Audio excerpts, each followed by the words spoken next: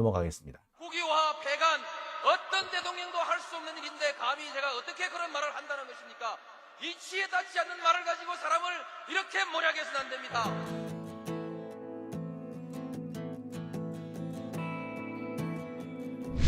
기나긴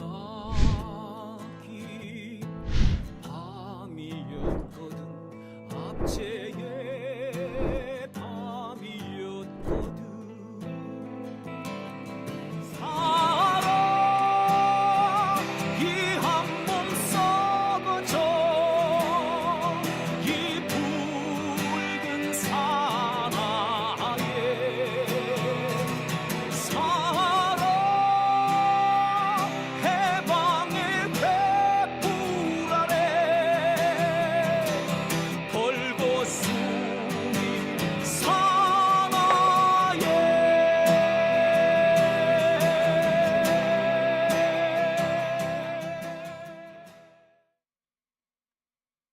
네, 오밤중의 뉴스 함께하고 계신 지금 시각이 12시 6분 지나고 있습니다.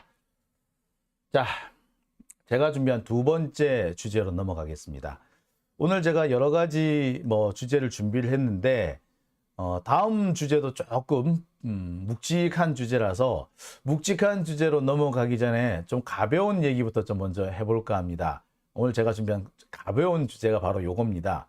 끊임없이 추락하는 윤석열 지지율, 이번에는 25%입니다. 자, 윤석열 지지율이 많이 떨어지고 있죠. 이번 주 초인가요? 월요일 날 29%까지 떨어졌다는 그런 여론조사가 발표가 됐었습니다. 근데 그 며칠 사이에 25%로 추락했다라는 그런 결과도 나왔네요. 자, 이게 어떻게 된 거냐고요? 또 모닝 컨설트냐고요? 아니요. 이거요. 국내 여론조사입니다. 자, 하나씩 살펴보겠습니다. 자,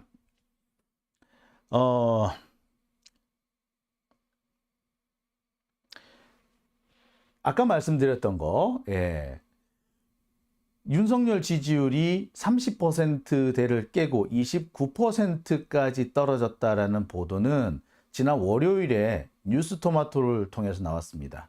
이 뉴스토마토가 미디어토마토라는 곳에 의뢰해가지고 여론조사를 했더니 윤석열 지지율이 29%가 나왔더라.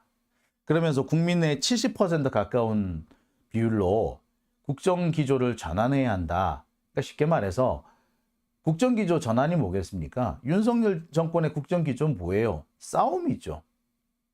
이념 중시하면서 검찰 수사 땡기면서 그리고 지 멋대로 일본에 퍼다주는 이런 짓거리 하는 거지 않습니까? 지가 일본에 퍼다주는 거를 합리화시키기 위해서 이념을 운운하고 있고 지가 검찰 수사 주구장창 하면서 그 이유로 이념을 들고 있는 겁니다. 그딴 식 이제 하지 말라는 게 국민들 대다수 70%면요 거의 그냥 게임 끝난 거야. 이거는 뭐 반대하는 사람이 없다라고 봐도 사실은 과언 아니에요. 제가 이렇게 여론조사 이런 걸 할 때 보면 그렇습니다. 과반수가 지지하는 여론의 경우에는요, 만나서 이렇게 사람들 얘기를 물어보면은, 과반수가 지지할 경우에는, 제가 10명쯤 만났을 때 7, 8명 정도가 지지하는 거. 실제로 하지만, 그런데 그거 같은 경우에 실제 여론조사를 해보면 과반수 정도가 지지하는 걸로 되어 있습니다. 그런데, 내가 만났을 때는 만나는 사람 쪽쪽 이런 얘기 하던데 라고 했을 경우에도 여론조사 실제로 또 돌려보면은 한 60% 정도밖에 안 나와요. 그런데 70%에 가까운 사람이 이렇게 해야 된다. 국정기조를 전환해야 한다라고 말했다면은 이거는 반대하는 사람이 거의 없을 때나 만날 수가 없을 때나 나오는 그런 지지율입니다. 자, 국민의 68.1%가 국정기조를 전환해야 되고 윤석열 지지도가 29.2%로 내려왔고 이게 4주 만에 다시 내려온 거라 그러지 않습니까? 그러니까 윤석열 지지율이 몇 차례에 걸쳐서 출렁출렁했어요. 20%대로 떨어졌을 때가 꽤 있었습니다. 그런데 매번 수사를 통해 가지고 검찰 수사를 땡기면서 이재명을 두들겨 패면서 그 위기를 극복해 왔거든요. 근데 이제 또 검찰이 지금 뭐 법화 이런 거 하면서 이재명 두들겨 패려고 하잖아. 그런데 안 먹히기 시작했다는 거죠. 그렇게 툭하면 써먹던 그 검찰 수사도 이제는 더 이상 먹히지 않는 상황이 온 겁니다. 자, 그런데 29%만 있는 줄 알았더니 그게 아니네. 예, 더한 것도 나왔습니다. 오늘 이게 지난번 그거네요. 예, 29.2%가 윤석열에 대해서 윤석열에 대해서 지지하는 사람 29%가 안 되고 65.8%가 윤석열에 대해서 부정적인 평가를 했다. 그리고 이 그동안의 그 여론조사 곡선 이렇게 되더라는 거죠. 자, 그런데 예. 갤럽에서 여론조사를 했더니 또 다른 수치가 나옵니다. 윤석열의 국정 수행에 대해서 부정적인 의견을 표시한 사람이 65%, 긍정은 32%인가요? 제가 알기로는 30%로 알고 있는데 30%로 줍니다. 중립이거나 모르겠다고 한 사람은 2%, 1%밖에 안 되는 엄청 낮은 수치가 나왔습니다. 자, 근데 이 갤럽 조사 연구소, 갤럽의 조사를 보면 이렇게 나왔는데 이 중에서 제일 충격적인 부분이 바로 이겁니다. 서울 부분이에요. 서울 쪽을 해봤더니 윤석열 부정평가가 긍정평가가 25%밖에 안 나와요. 부정평가는 66%, 무려 긍정의 2배 이상의 사람들이 윤석열에 대해서 비판적인 견해를 갖고 있더라. 윤석열 정권의 지금 국정 수행을 지지하십니까? 예스라고 말한 사람은 서울에서는 25%밖에, 즉 4분의 1밖에 안 된다는 얘기죠. 인천, 경기가 32%고 대구, 경북의 경우에도 부정적인 여론이 긍정보다 훨씬 높게 나타났습니다. 부산, 경남역 같은 경우에는 56%가 부정적인 여론을 보이고 있더라. 자, 윤석열 정권, 그 전까지만 해도 자기들 뭐 지지율이 뭐 탄탄하네, 어쩌네, 지지율에는 신경 안 쓰네, 그딴 식으로 얘기를 했습니다만 드디어 이렇게 처박는 수치가 나온 거죠. 자, 오늘 나온 이 갤럽 조사의 갤럽 여론조사 수치는요, 사실 지난주에 나왔던 여론조사 꽃보다도 낮게 나온 겁니다. 그죠? 그리고 역대 나온 수치 중에서는 가장 낮은 수치라고 해도 과언은 아닐 거예요. 자, 이게 지금 지난주에 나온 여론조사 꽃의 그 여론조사 결과인데요. 윤석열 지지율이 그러니까 지난주부터 이번 주 사이에 빠르게 추락하고 있다라는 결론에 도달할 수 있을 것 같습니다. 이준석이 지난 월요일 저녁 때 이런 얘기를 했습니다. 윤석열 지지율 앞으로 20% 떨어지는 여론조사 많이 나올 거다. 그리고 김기현은 2주를 못 버틸 거다라고 얘기를 했는데 어떻게 보면은 그 예측이 맞아떨어지고 있다라고 해도 과언은 아닌 겁니다. 점점 예측이 맞아떨어지고 있는 거죠. 글쎄 뭐 이준석의 이런 전망이 맞아떨어지는 걸 보면서 누구는 이준석이 얘가 잘 맞추네, 얘가 좀 보는 눈이 생겼나 라고 말씀하시는 분들도 계십니다만 제가 알기로는 그래요. 이준석이 똑똑해서 또는 얘들 시각이 뛰어나서 맞춘 게 아니고요. 지금은 윤석열 지지율이 20% 이하로 떨어질 거라는 생각은 누구나 합니다. 그죠? 안 하는 사람이 이상한 거 아닌가요? 특히 지금 윤석열 지지율을 떨어뜨리는 핵심적인 요인이 서울이에요. 서울 쪽에서 윤석열 지지율이 빠르게 빠집니다. 특히 윤석열 지지율이 제일 많이 빠지는 데가 20대라고 해요. 그러니까 20대 입장에서는 지금 취업이 제일 심각한 상황이지 않습니까? 근데 취업이 잘 안 돼요. 문재인 정부 때 취업 안 된다고 그거 정말 많이 욕했던 거 아닙니까? 20대들이 문재인 정부가 20대한테 해준 게 뭐 있느냐는 식으로 그렇게 대들었던 거잖아요. 그래서 취업도 안 되고 어쩌고 그 취업 안 되는 자리 왜 취업이 안 되느냐? 노조가 기득권을 행사하고 있어서 그래서 우리가 취직이 안 된다. 노조 386 운동권 이런 식으로 낙인 찍어서 마치 386 운동권들이 엄청난 기득권층인 것처럼 그렇게 선동을 했잖아요. 그게 윤석열 정권과 국민의힘에서 한 짓거리였잖아요. 그런데 막상 윤석열 정권이 들어서고 났는데 보니까 뭐 20대들한테 기회가 늘었나? 아니죠. 오히려 기회는 줄었어요. 경기가 침체되면서 이제 작년까지 뽑던 그 신규 인력을 뽑던 회사도 더 이상 신규 인력 채용을 안 해요. 언제 채용이 될지도 몰라요. 그런데 이 경기는 더 나빠지고 있죠. 삼성전자 작년에 그 어닝 쇼크 왔을 때, 그러니까 뭐 삼성전자의 그 이익률이 뭐 95%가 마이너스 95% 나왔다 그러잖아요. 뭐 수십조의 이익을 보던 삼성전자가 기껏해야 몇천억 이익을 보는데 그쳤다. 그래서 이익이 90% 이상 줄었다. 뭐 그런 보도가 나간 적이 있었는데, 예. 그때 삼성도 그러고 그때 추경호 재경부에서도 뭐라고 그랬느냐? 내년 되면 괜찮아질 거야. 올 하반기부터는 나아질 거야. 왜? 반도체 경기가 서서히 회복되고 있어. 라는 식으로 해왔어요. 작년 연말에 딱 그랬거든요. 올 초까지도 그랬고, 근데 지금 어떻습니까? 삼성전자 회복될 기미가 있나요? 자꾸 삼성전자 실적이 개선될 것이다. 여기저기에서 떠벌리고는 있지만 실적 개선되고 있어요? 실적 개선 안 돼요. 될 그런 낌새도 없고요. 심지어 SK 하이닉스 같은 경우에는요, 지금 부채 위기 상태란 얘기까지 나옵니다.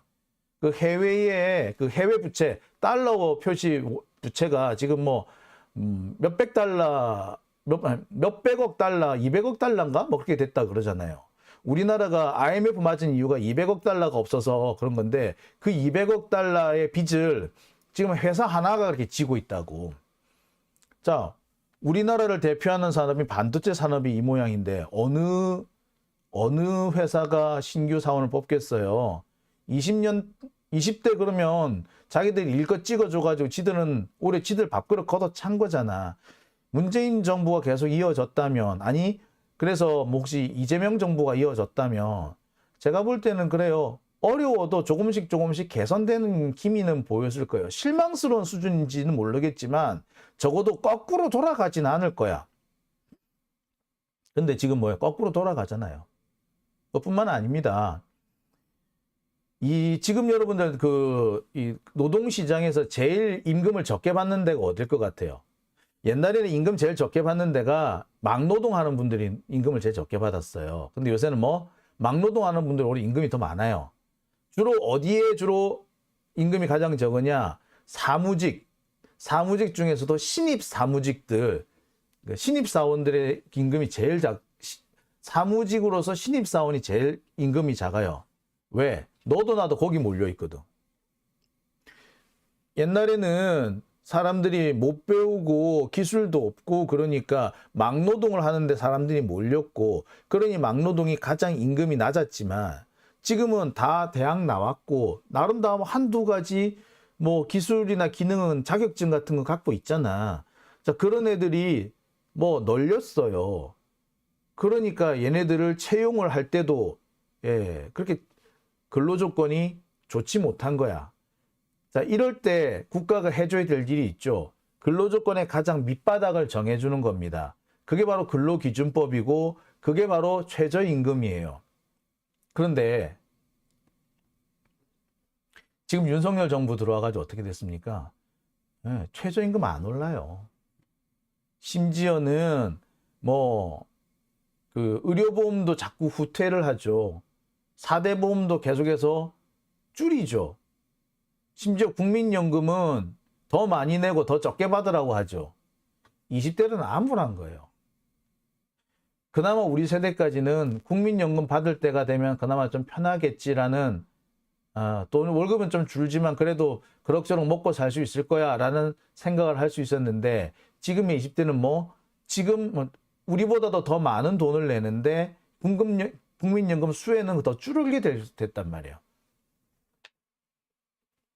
그러니까 20대들의 지지율이 쫙 빠지기 시작합니다. 드디어 자기 손가락 자르기 시작하는 거지. 원래 20대 여성들의 지지율은 원래 낮았는데 이제 남성들의 지지율이 더 빠르게 빠지기 시작하는 거지. 특히 전쟁 위기가 나면서 20대 남성들 생각보다 거기에 대해서 반응이 빠르더만요. 전쟁 날 수도 있다라는 얘기에 제일 먼저 반응하는 게 20대잖아. 아니 예비군을 소집을 해도 20대로부터 소집하겠지. 30대 소집하겠어? 자,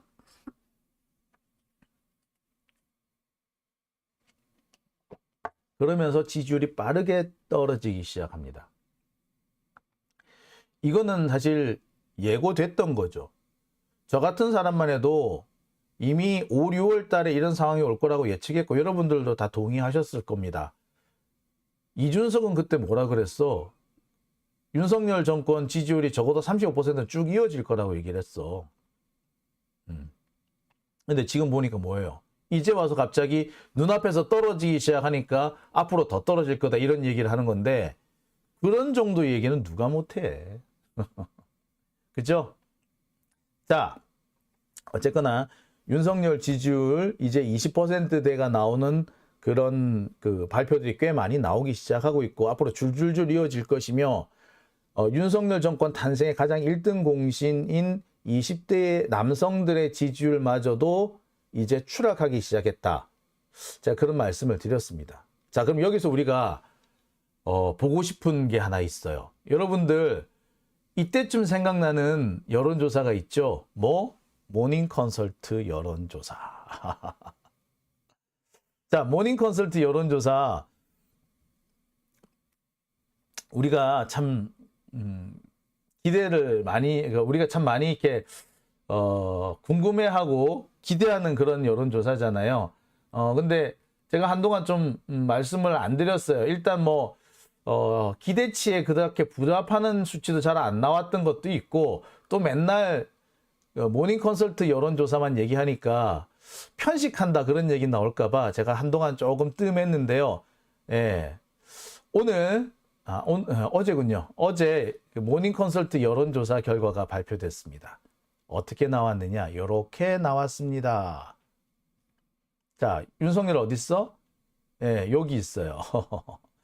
윤석열 모닝 컨설트 여론조사 결과 21%가 나왔습니다. 이 부분입니다. 이 부분. 예. 꼴찌 아니네. 21%인데. 네, 꼴찌 아닙니다. 체코 총리가 꼴찌를 했고요. 체코 총리의 지지율은 20%입니다. 윤석열의 부정평가는 73%인데 체코 총리의 부정평가는 74%. 윤석열보다 조금 높네요. 지지율은 한 칸 낮고 부정평가는 한 칸 높고 그래서 윤석열이 아슬아슬하게 꼴찌는 면했지만 꼴찌나 다름없죠. 21% 지지율을 보였습니다. 한때 반짝 지지율이 한 24%까지 올라가서 이게 웬일인가 했었습니다만 지난주에 22%로 떨어지더니 이번 주 또 21%로 추락했습니다. 사실상 꼴찌나 다름이 없죠. 체코 총리도 보면 윤석열만큼 인기가 없나 봐요. 근데 이 체코 총리 같으면 이 정도 되면 갈아치울 때도 됐는데 타임머신님 왜 저렇게 높게 나왔노? 라고 하셨고요. 물시어인님 와 뒤에서 2등이다. 루시아님 꼴찌에서 찾으면 있군요. 그렇죠. 보첸님 박빙의 승부라고 하셨어요. 자, 지금 우리가 이 모닝 컨설트 여론조사 결과하고 우리 국내 여론조사 결과가 잘 안 맞다라는 얘기를 많이 했는데 드디어 국내 여론조사랑 좀 비슷하게 가는 결과가 나오네요. 서울 쪽에 있는 지지율, 서울 쪽 지지율과 상당히 비슷하죠. 이쯤 되면 21%, 25%는 그죠? 이런 상황을 볼 때 아무래도 조만간 모닝 컨설트 여론조사 결과하고 국내 여론조사 결과가 같이 가지 않을까라는 기대를 살짝 해보게 됩니다. 여론조사라는 게 사실 모든 것을 말하지는 않습니다. 그리고 여론조사를 다 믿을 수는 없어요. 하지만 확실한 것은 여론조사의 추세는 대체로 맞다라고 합니다.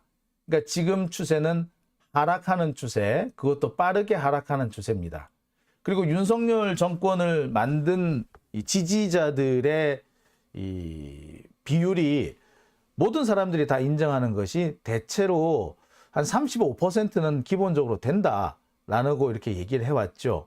그래서 이 35% 이하로 내려가기는 힘들 것이다 라고 했습니다. 유시민 작가도 작년인가 윤석열 지지율이 20% 아래로 내려왔을 때, 20%대로 내려왔을 때 이거 일시적인 거고 곧 다시 30% 중반대로 올라갈 거다라고 얘기를 했었어요. 그 이유가 나름 콘크리트 지지층이 있는 거야. 그래서 일시적으로 내려갈 수는 있지만 뭔가 하나 이벤트가 있으면 그 이벤트를 핑계 삼아서 다시 확 지지율이 올라갈 것이다. 그렇게 되면 대체로 한 30% 중반대를 계속 유지할 것이다 라는 그런 견해였습니다. 근데 지금은 뭐다?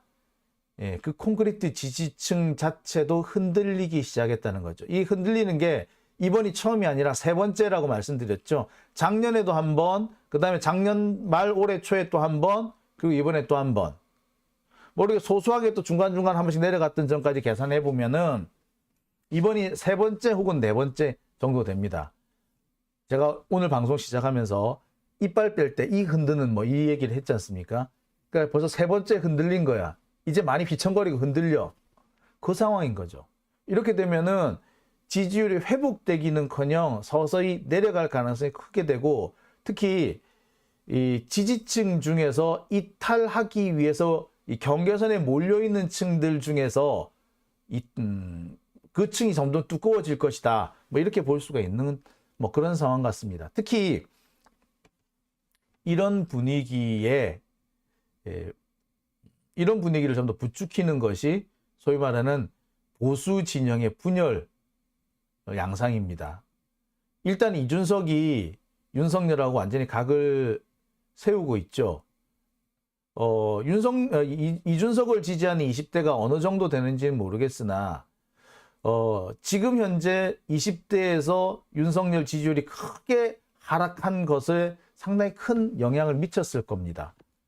그리고요, 주목해서 봐야 되는 것이 TK 쪽이에요. TK 쪽 지지율이 원래 한 60% 정도 되지 않았나요? 50%는 넘었죠. 근데 45%대로 내려왔습니다. 그건 뭘까요? 그 부분을 바로 박근혜 쪽에서 차지하고 있다고 보면 되는 거죠. 이 비율이 현재로서는 아직 크지는 않지만 앞으로 선거 국면이 진행되면 진행될수록 무시할 수 없는 무시할 수 없는 정도로 커지게 될 겁니다. 그게 바로 윤석열 정권을 밑바닥에서 흔드는 동력이 될 거예요. 아마 윤석열은요, 자기 지지층에서 빠져나가는, 이준석이 빼내고 박근혜가 빼내는 그 지지층을 다시 자기 쪽으로 다시 끌고 오기 위해서 무리수를 던질 겁니다. 보통의 정치인이라면 화합책을 내세우죠. 그래서 이준석한테 화해의 손을 내밀고 박근혜한테 가서 차지하고 머리 숙이고 이런 식의 행동을 합니다. 하지만 윤석열은 어떻게 한다? 그럴 수 있는 아량도, 그럴 수 있는 배포도, 그럴 수 있는 대가리도 없지. 그럼 어떻게 한다? 강경책을 낼 거예요. 그래서 뭐 더 극우 정책을 던져댈 거예요. 뭐 그래서 뭐 핵 얘기 또 한다든지. 지난 1, 2월 달에 윤석열이 핵 얘기해가지고 사실 좀 그 보수층 집결하는 데 성공했잖아요. 요런 극우, 극단적인 얘기들, 그런 정책들을 던져낼 겁니다. 근데 이게 뭐 한두 번 먹히지 계속 먹히진 않을 거예요. 그리고 돈벼락님 압수수색이라고 하셨죠? 압수수색 같은 거 또 하나 할 겁니다. 오늘 갑자기 또 마약 사건이 터졌죠. 연예인 마약 사건. 참 대단합니다. 어떤 분은요, 연예인 마약 사건을 국정원에서 터뜨린다라고 생각하시는 분들도 있는데, 마약 사건은요, 국정원에서 안 터뜨려요. 못 터뜨려요. 정보가 없어서. 연예인 마약 사건은 검사들이 터뜨려요. 검사 아니면 경찰이 터뜨립니다. 왜? 마약 마약 사건 같은 경우는 사실은 저축을 해놓고 있다 터뜨리거든요. 예, 그 마약 사범을 하나 잡아요. 그러면 걔한테 윗선 불어라. 또랑 니랑 같이 마약 한 놈 불어라. 그럼 너 빼줄게. 이런 식으로 해요. 그래서 정보를 수집을 하잖아요. 그럼 그 정보를 바탕으로 해서 혐의를 하나씩 둘씩 축적해 둡니다. 그러고 있다가 필요할 때 땅 터뜨리는 거죠. 연예인 마약 사건도 마찬가지입니다. 따라서 지금 터지는 연예인 마약 사건은 국정원이 아니라 검찰이 터뜨린 거예요. 검찰 마약과에서 터뜨린 거예요. 대검 마약과장 이런 사람들이 터뜨린 거야. 자, 이런 걸 볼 때 윤석열 정권이 지금 궁지에 몰리긴 몰린 것 같아요. 그죠? 자꾸 무리수를 드는 거 보니 한편으로는 그렇습니다. 이 상황에서 기껏 할 수 있는 게 저런 거밖에 없나? 참 불쌍하기도 하네요. 그죠? 안권웅님, 그런다고 지지율이 올라갈까요? 지금까지 올라간 적도 있었죠. 근데 이번에는 쉽지 않을 거예요. 자, 오밤중의 뉴스. 제가 준비한 두 번째 순서는 여기까지입니다. 이어서 세 번째 주제로 넘어가겠습니다.